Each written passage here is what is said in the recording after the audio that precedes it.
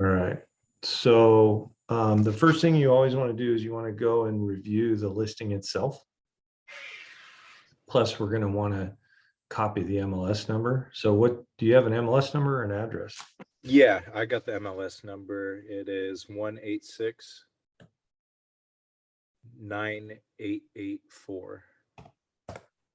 And the reason we want to go here first is we want to see what unique things about this property might cause us to include other addenda or not, right? So like we spoke earlier about how it was built in 1963. That means we're going to include 22J for lead-based paint, because anything older than 1978. That's interesting.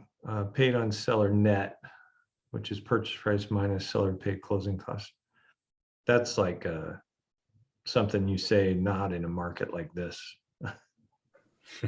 Unless you have a really cheapskate seller. So anyway, so back to looking at this stuff. So we're gonna always read the agent only remarks because there could be clues in there, right? And I know you already read them, but this is just because we're recording. I want all this in the video.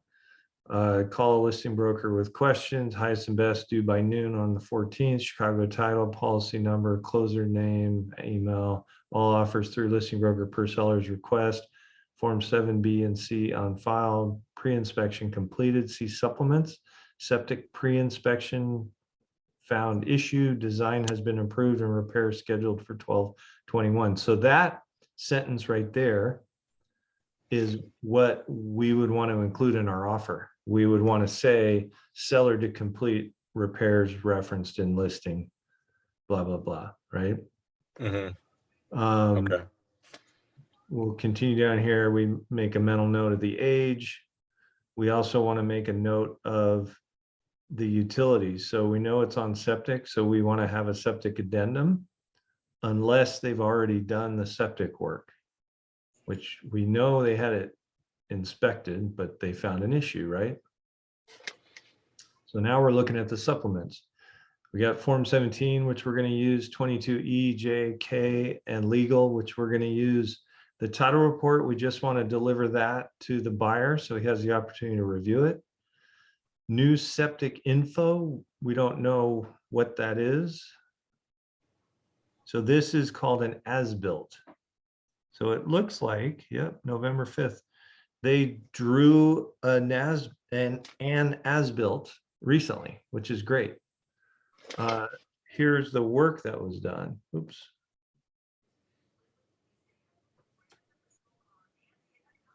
All right, so this was October 15th.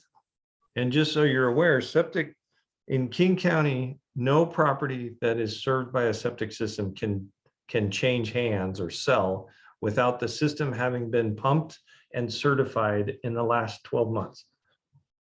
In fact, I think they changed it to 6 months, but this was done 2 months ago, right? Right. Yeah. So we're okay there. We should read it though, since we know this one had an issue, so we can try and figure out.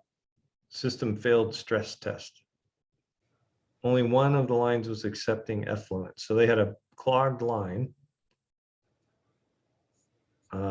Performed stress test at 5 gallons per minute. System backed up at 7 minutes at 35 gallons and then caught up 2 minutes after water was shut off. So there's something going on with the leach field.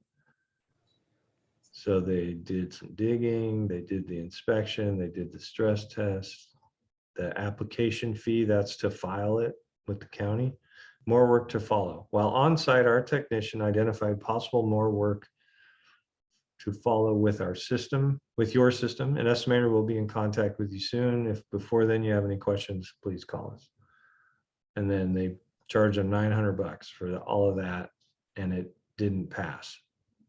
Right? So that's probably why these subs have more boiler service pre-inspection. So let's see what boiler service is. So in April of this year, they serviced Tested system is working as it should. Cleaned out burner compartment. Tested system, ensure it turns off from thermostat, as well as made sure unit kicks on and off from aquastat control. For unit, everything is working as it should, no issues. So they have a boiler heat system and they had it inspected. Let's see, yes.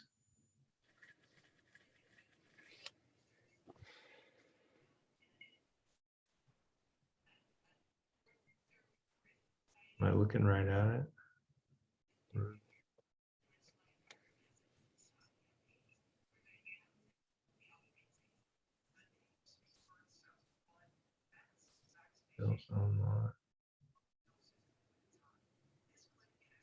Why am I not seeing it? You What see the- exactly are you looking for again? I'm looking for the heat source. These. It should be down in here, I think.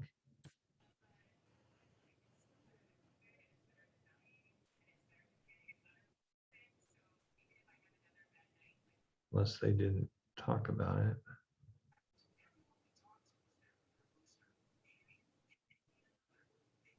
Well.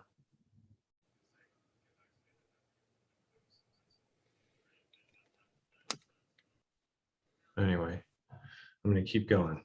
Okay, so was there one other pre-inspection?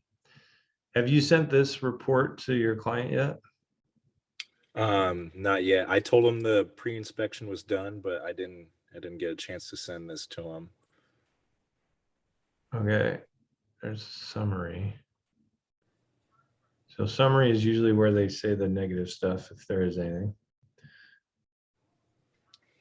Damaged, completed December of 21. Roof inspected by a qualified contractor, given a 10-year life expectancy. Gutters unclogged.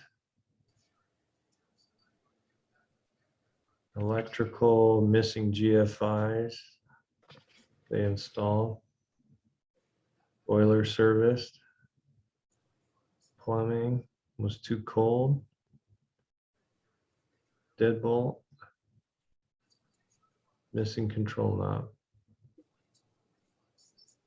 So they actually gave you the pre-inspection and addressed everything in it. So it's 35 pages, but the most inspection reports will have a summary section where they list all the negative stuff.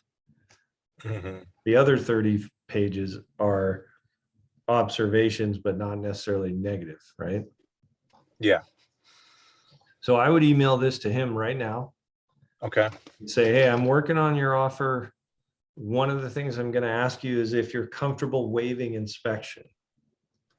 Because we expect to be in a multiple offer situation, it would be prudent of us to consider waiving inspection since they've already done an inspection and they made the repairs, but take a look at this first.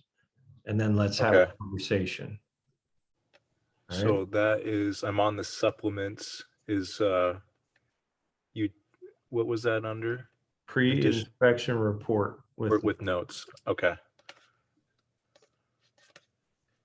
Go ahead. All right. So we're gonna do this as if he's gonna waive inspection. We'll just operate on that assumption, and if it changes, we'll change our offer. Okay. Let me go ahead and email this to him real quick.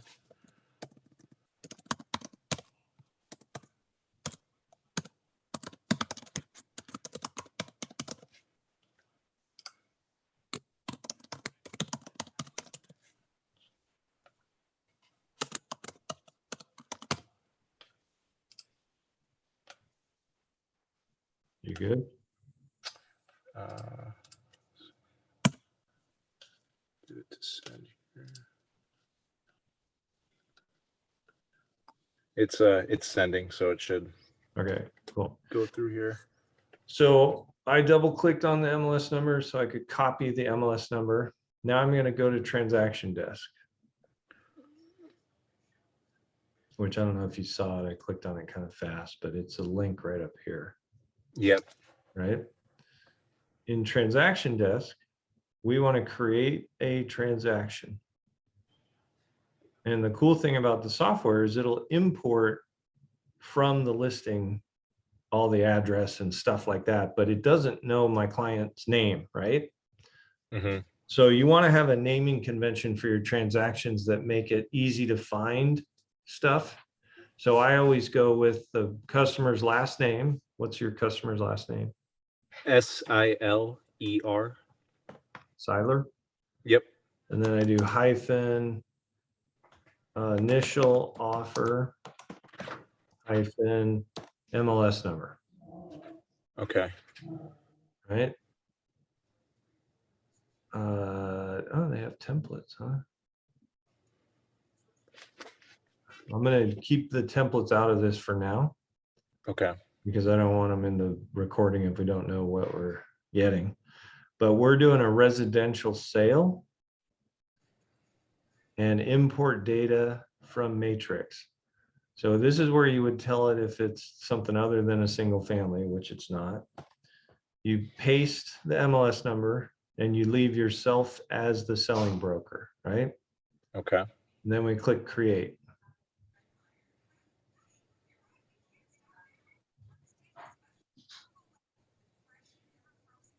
All right, so now the address is in there, the MLS number, the tax ID. We're going to scroll down here and we're going to put in the purchase price that we want to appear on page 1. Now, in a competitive market like this, we're going to probably want to use an escalator clause. Have you talked to your client at all about Yep. that? Yeah. Okay. So I told him about the escalator clause and how, I'll flex my fee down if need be in order for us to win. Okay, you're skipping a step when you say it that way. Like the escalator clause, the first question is, how high do you want to go? Yeah, we kind of talked about that, and then I told him how it's kind of like how we'd beat the net. I remember from the videos we'd beat the offer by 2,000 or something like that, and then we'd come in above the listing price. Well, let's try, this is being recorded, so let's not do it from your recollection. Okay. We'll just talk through it and it'll be in the video. All right. Okay. So step 1 for this field that's on the screen right now is we always want to start our offer at or above the list price. So you never want to have your client go, well, yeah, I know it's listed for 520, but if I could get it for 500, I'd like that. Well, we have every reason to believe there's going to be multiple offers. We have no reason to believe that it's going to sell for less than the asking price. And so why basically put your middle finger in the face of the seller, but then say, but I'm willing to escalate to 550 or whatever, right? So I always start at the list price or even a little bit above. If you haven't spoken with him about that, we'll just start at the list price because that's not a negative. I always like to, do 525 because then it's kind of complimentary, right? It's like, hey, even if we were the only offerer, I'd still pay you more than asking price, Mhm. right? Yeah, he said he was willing to list above what it's or go above what it's already listed at. All right, so let's say So he could do that. 525. Yeah. Then we hit next. Purchase and sale date is today because that's when he's going to sign it. You never want the purchase and sale date to be some date after they've signed. So you always use the day you're writing it basically for there. They're reviewing offers tomorrow, so we want it to expire tomorrow, right? Mutual acceptance date, well, we won't know that until we get our offer accepted, but we can predict the closing date. And Adrian can close in 3 weeks to a month. Have you had any conversations with him about this deal and whether it's hard or easy or anything like that? Conversation with Adrian? Yeah, No, not yet. because how fast we can close really is up to Adrian, right? Uh-huh. So if we just say January 14th, that's a 30-day close. So we'll just do that. Does the agent or the seller want any special treatment for possession date? Did they say that anywhere? I didn't see it in the agent remarks. That's where it usually would be. I talked to him earlier today, but they didn't mention anything about that. All right, so we'll leave it as possession upon closing. Now we click next again. So You're already pre-populating, and so is your firm, but your client's name is not, right? So we have to add a contact, and we're going to create a new one. If this offer doesn't get accepted and you have to write another one, then we'll be able to add an existing contact because we're going to save him after we create him. Okay. So he's a buyer. What's his first name? Joseph. You know, middle initial, I'm pretty sure it's M. as in Mary. Yep. And then I'm sorry, it was Selen. Siler. Siler. That's right. Yeah. And what's his email? So it's first name, all lowercase, Joseph middle initial, M. last name @gmail.com. We do know it's M. We're not guessing anymore. Yeah. All right. And then legal name is always first, middle initial, last. This is how it's going to populate the signature too. And then initials or JMS, right? Yep. I don't put address or phone for any of my clients because I don't want the MLS to have any of that info, and I have my own CRM, so I don't worry about that. Okay. I just want this information to be perfect because I'm going to check this box, and this save button is not only going to add him to this deal, but it's going to save him in a database of contacts that will be unique to me, right? Mm-hmm. Is there a Mrs. Seiler? No, he's single. All right, so that's the only person we need to add. So now we can click next. Now we're going to add the forms, and we already have kind of a mental image of what forms are in the listing. We never want to use a blank form when the listing broker has provided us a signed form of the same type from the seller. So like 22J, K, and E are already in the listing. So we're going to use those rather than add them here, right? Okay. But we are going to add 22A, 22D. We don't need to add 22E because they gave us one. We don't need to add J because they gave us one, or K. But then we do want to add form 35W, which is waiver of financing, right? Now, we didn't talk about this, but another thing we could talk about is 22AD, which covers the risk of low appraisal if it were to come in low.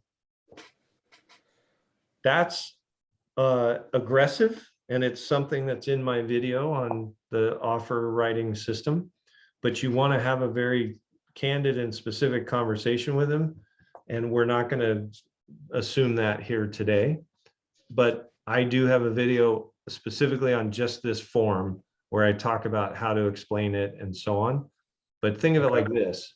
It's a way to communicate to the seller that, hey, I'm going to be aggressive on price. And if the appraisal comes in low, I'm going to cover the first X dollars of that. So it's a protection for the seller, but there's a financial impact to the buyer. So you don't want to do it without the buyer saying, yep, I'm good with it. Because that would be money over on top of their down payment, and they might not have that, right? All right, so those are the forms we need. Documents will be the stuff that's in the supplements, right? So form 17, E, J, K, the legal, all that septic stuff, right? Everything that was in this screen is what's populating this section of the site, right? So we don't have to add anything to that. If, for example, they didn't have a legal description, we could add one. You know, so there might be occasions where you would play around with documents when you're writing an offer, but more often than not, a good listing broker will have already provided it, right? Okay. Now, that's the wizard that we just went through. Now we've got this collection of things, right? We've got the details, we've got the forms that we picked, the documents that they've added, And now we're going to start writing the offer, right? Well, to do that, we're going to edit these forms. So let's start with the purchase and sale by clicking on it. And we're going to just fill out this form. And the best way to do it is the tab button, because the tab button will sort of force your brain to think about every field as you go, right? So like this field would be for Mrs. Seiler. Well, there isn't one, so that's okay that it's blank. This field is how is he going to take title? Well, he's an unmarried person, so that's how he's going to take title, right? I think there is an unmarried person, so there's only one, right? Then you got it auto-populated the seller's information. It auto-populated the parcel number and the address. The paragraph 5 included items, those are the appliances. So the first thing we want to do is see what appliances are included. That's down here. Appliances, dishwasher, dryer, microwave, fridge, range, and washer. It would be smart of the MLS to list them here in the same order that they're listed here, but they're not. They're not smart. So stove, fridge, washer, dryer, dishwasher, and microwave, right? Yeah, microwave. The other thing that isn't a checkbox, but we want to make sure is included is a garbage disposal if there is one. Now, this home is served by a septic. So technically they should not have a garbage disposal, but sometimes they do. So we could leave this blank, or we could say garbage disposal if present. But I don't like that. That's vague language and it's not definitive, right? So we're just going to leave this blank. And if there is one, great, they'll probably leave it. If there is one and they take it, that's okay, because you shouldn't use it anyway when you have a septic system. Does that make sense? Yep. It's a little bit of a tangent, but it's specific to this property, so useful. Okay, price, that filled in because of what we typed in the wizard. Earnest money, have you talked to him about that? Yeah, the only time we talked about it was when I gave him the VIP buyer presentation, but other than that, we haven't talked about earnest money since then. So I would say 10 grand, but you should call him before you send this to him and have the conversation about the inspection and have the conversation about the earnest money and have the conversation about the top of the escalator, right? Mm-hmm. Unless you already did talk about that. Which reminds me, I didn't put the escalator in the forms when we were selecting them. So I always put here check or wire. Oh, they shrank it again. Check or wire, because you can't choose more than one. You can only choose one. And I want my client to have the option of doing either a check or a wire, right? Okay. To be deposited within 2 to 3 days of mutual acceptance, unless you've got some reason why they need more time. But it could be perceived as a weakness if we made it longer. So I'm going to say 2 days. And you're always going to say to be held by the closing agent. Default. We want forfeiture of earnest money. Even though that sounds negative, that's better than seller's election of remedies, because that could be a lot more money than just 10 grand, right? So we want to agree as a group or as two parties at the beginning that we're going to define liquidated damages as the earnest money amount, whatever it is, right? Title insurance. Well, we know that they've already picked Chicago Title, right? And they picked the escrow as well. So I'm going to copy all of that because I'm going to split it up between these two lines. All right, so let's start here. So closer is Team Mallory.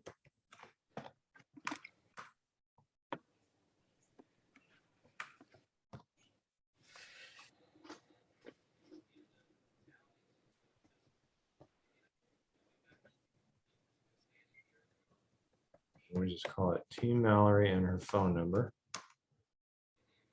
And then this goes here. We actually call it an order number because it's not a policy yet. And we're going to call this Chicago Title and Escrow. We're going to capitalize it the way we want it to look nice. Control A, Control C, Control V. Now we got it all kind of divided up the way we want it, right? Closing date, January 14th. We already said possession is going to be upon closing. We want them to transfer utilities into my client's name if we win, right? Charges or assessments levied before but due after closing. Now, a single family home that was built in 1963 isn't likely to have any assessments because it's not in a development and it's not less than 15 years old. So it could, if a home's under 15 years, it could have an assessment for the sewer connection. But this thing's 50 years old, so we're not worried about that. So we could say, assume by buyer and make our offer look stronger, even though we're not really taking on any extra risk, right? Seller is or is not a foreign national. I'm assuming they are not, but we're going to look at the 22E to make sure of that, and we'll change it if I'm wrong.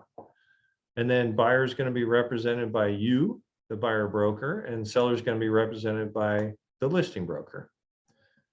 Now we're going to add all the addenda, right? So we know we have a 22A, and you always want to add them in alphanumeric order. So A, D, E isn't in the drop downs, which is funny. So we have to add it to the bottom. Then it's J, then it's K, then it's, oh, the other thing we forgot is 22S. Is this in King County? It's in Federal Way, so yes. So yeah. there's SKC is the King County septic. And then Form 35, W, oh, E first, and then W, right? Because we're keeping them all in alphanumeric order. And then down here, we always want to type Exhibit A legal description so that it is technically an addendum of the purchase and sale. And we want to type 22E, which is FERPTA. So let me go over here and find FERPTA. Oh, I misspelled FERPTA. See, I created an Evernote that just has what I need, so I can just hit Control C and Control V. And now I've got what I need on that line. Does that make sense? Yep. All right, then I want to save and exit out of here. Now, before I forget, because I forgot when we picked earlier, SKC, right? So we need that. And we need 35E. We need that. So I just added those two to my list. All right. So look, we're doing these in order. So the next one we would do is 22A. Now I'm assuming Joseph is doing a conventional mortgage. And do you know what his percentage down payment is? I'm not sure, but he said he could, I can't remember, he said he could put like 50,000 down or something like that when we were talking before we left. Okay, so start a little note, a post-it note or whatever, because these are the things you're going to want to talk to him about. Okay. Did you get a pre-approval letter yet from Adrian? I haven't got the letter yet, but he said that he has a Zoom call with Adrian tomorrow at 1 o'clock to kind of like finalize and go over everything. Yeah, that's not going to work because the offers are due by noon. Oh, crap. So I would, when we're done here, you're going to call Adrian and say, hey, what do you need to pre-approve him? Because we got to submit by noon. Okay. He doesn't have to commit to the loan, but we need the pre-approval letter or else we can't submit. So back to the questions you're going to ask him. One of them is, how much down payment are you going to put down? I'm going to put 10% in this form, but you're going to come back and edit it if it's different. Okay. And I'll help you if it is. Also on your post-it note, you're going to ask him about how much earnest money, right? Okay. And you're going to ask him about how high to go on the escalator.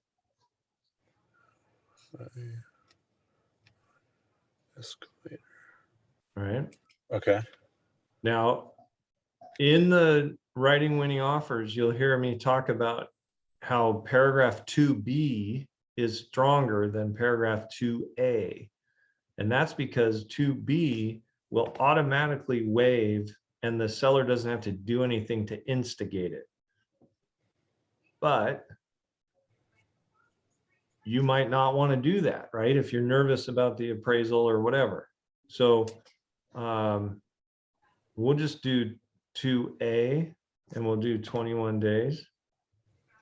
And then will or will not depends on if you're willing to waive the risk of low appraisal, right? Because we want this time frame to be equal to or longer than how long it's going to take to get the appraisal, so that we don't have to worry about low appraisal before the financing expires, right?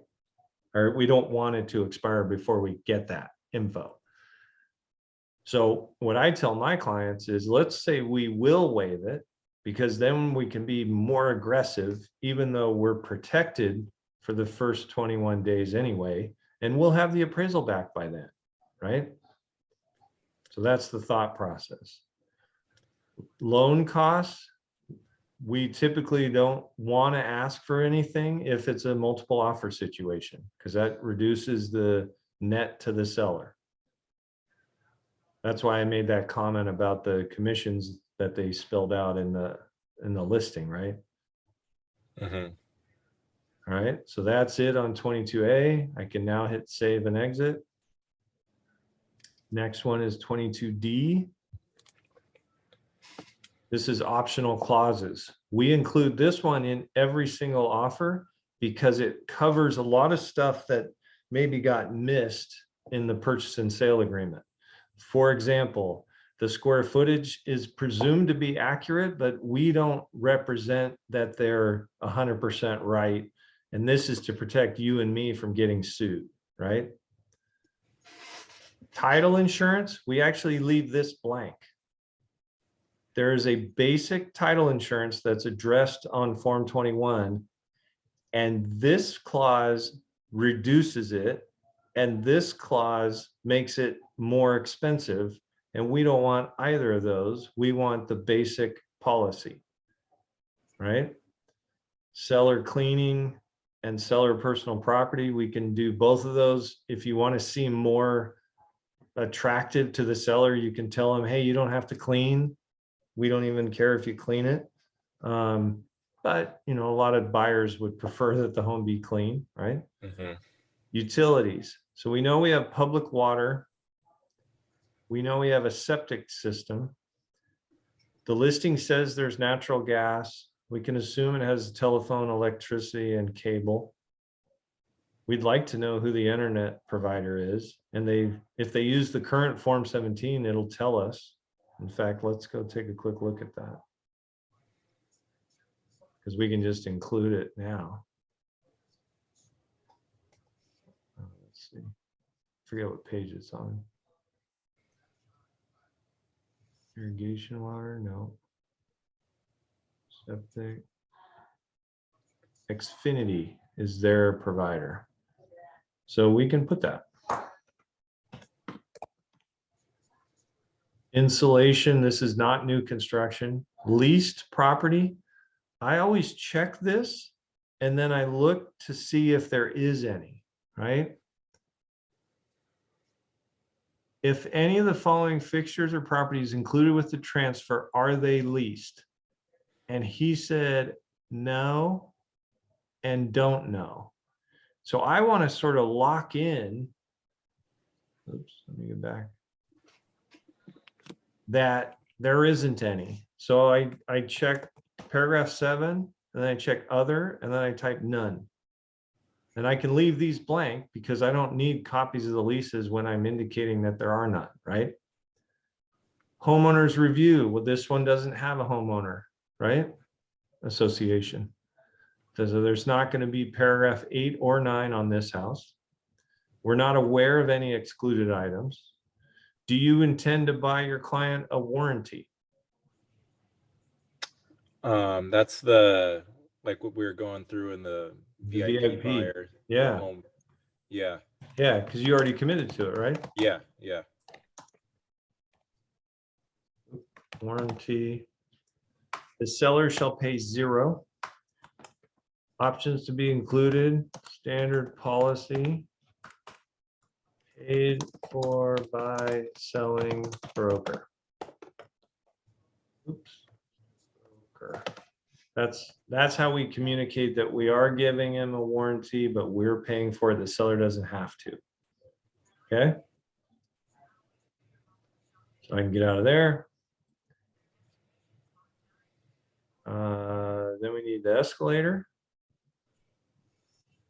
So the escalator, there's only 3 fields to fill out. How much we want to beat people by, to what maximum price, and what time frame for similar competing offers for a close date.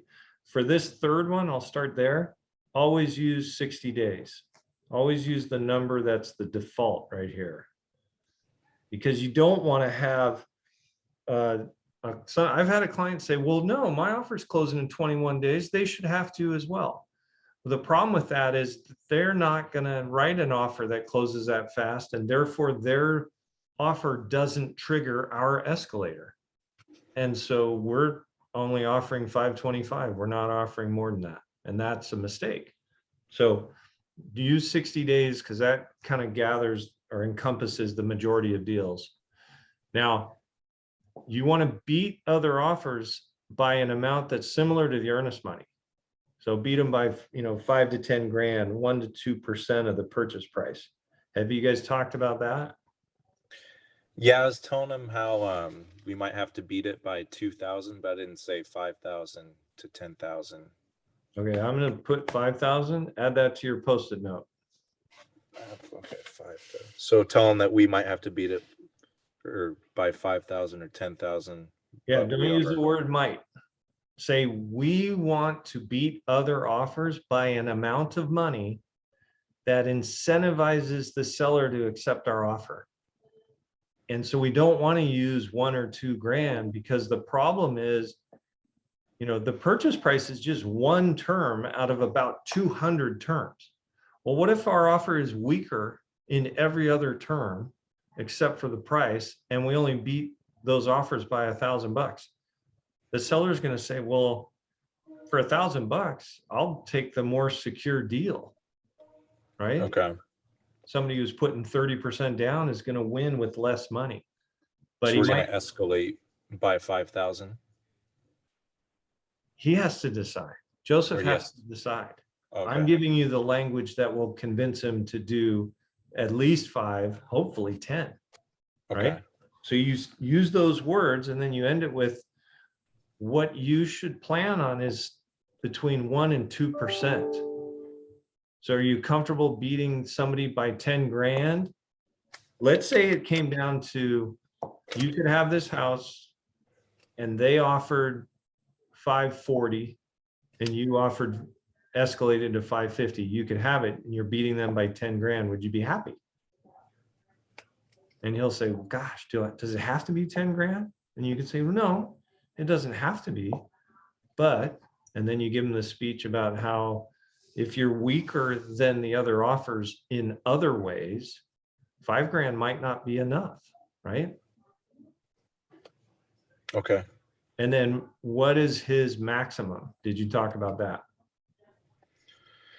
He asked me, he said what my opinion was on how much, what's the max the house would sell for. And I said, I don't think it would go past 600, but I didn't ask him what his absolute maximum was.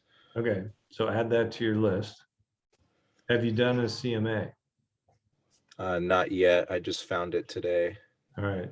So we'll do that after we finish writing this offer, and we'll record that too, but in a different video.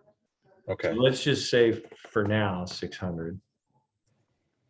But you want to do a CMA so you can look them in the eye and say, hey, the good news is this thing's worth more than they're asking, and you're overpaying, but not by as much as you think, or whatever. Okay. Right? It may not be the case. The CMA will tell us that. Right. So now the last form that we want to edit is 35W. And we're just going to check this box to waive inspection. And that's it. So the next step, and I'll do this just kind of quickly, even though we're going to edit and change stuff potentially, I'll do this for this video so you can see. So the next thing we would do, because there's nothing to edit down here, we're just going to include those items, would be to create the signing, right? And always use new Authentisign. So this is Siler initial offer, right? And we are going to add from contacts, Joseph, right? And we actually have to add yourself too, because 22J, the lead-based paint addendum, requires a signature from the selling broker. Okay. Then we're going to add the forms. We want form 21, 22A, D. Oh shoot, I never edited the SKC. We're going to need form 17, 22E, 22J, 22K, legal. But we don't need any of these other things, right? Then we got Joe, right? So it's already added Joe's signature stuff. Then we want to put these in alphanumeric order with one exception. We always, when we're using an escalator, we want the escalator to be page 1, right? So then we have 22A, D, E, J, K, SKC, 35W, then legal, then form 17. Legal is part of the purchase and sale. Form 17 is not. It's just a disclosure. So now these are all in the order we want.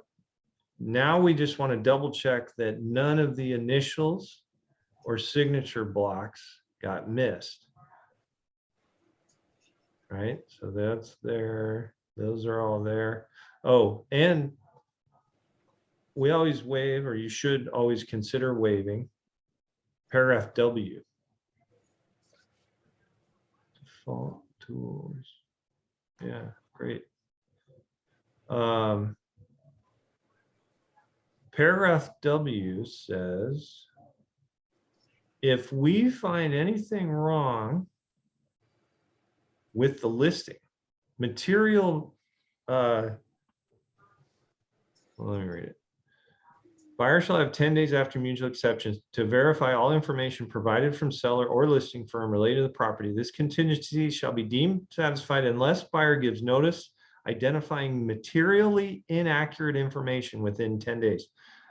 So what they're saying is, if I put in a listing and I call it a 4-bedroom and it's technically only a 3-bedroom, that's a material inaccuracy.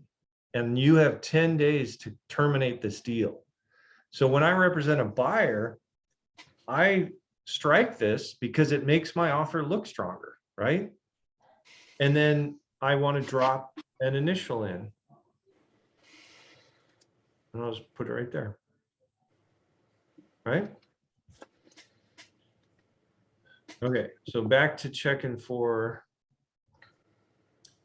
all of the signatures. Lead-based paint, it didn't add them. So we're gonna put them there. Oh. And then we want to add the date. And then we want to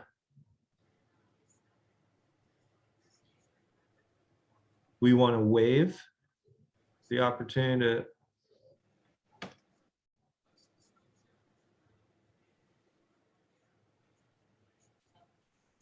waive the opportunity to conduct a risk assessment. We always do that, or we should always do that. And if your client's like, why am I doing that? I'm not sure I want to do that. Are you really going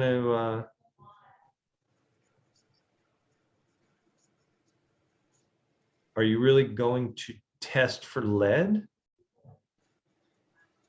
Because I can tell you this house has lead in it. It was built in 1963. They used lead in the paint up until 1978. So let's talk about that. Because if you're feeling like, if there's lead in there, I don't want to buy it. Well, then we probably shouldn't look at older homes, right? We should look at homes that are 1978 or newer. So it's like, I've sold 2,000 properties. I've never had a buyer not waive lead-based paint. And the reason is I give them this dialogue. I go, hey, Chris, I understand your concern, but here's the thing. Lead was used in paint in the 60s. The good news is there's probably been 10 or 12 coats of latex paint put over the top of it in the last 50 years, right?